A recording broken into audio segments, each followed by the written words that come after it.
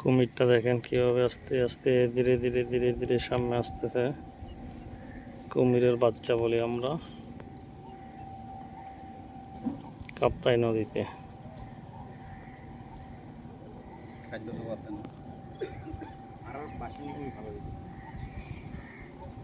ওরা কি খাওয়ার জন্য খানা খুঁজতেছে। হ্যাঁ, খুব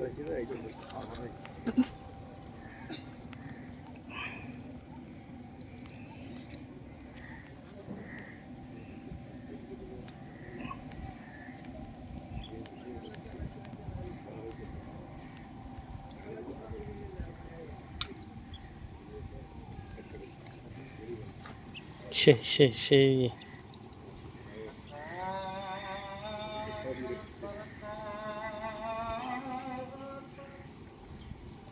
এটা উঠতে উঠতে জঙ্গলের দিকে উঠতেছে।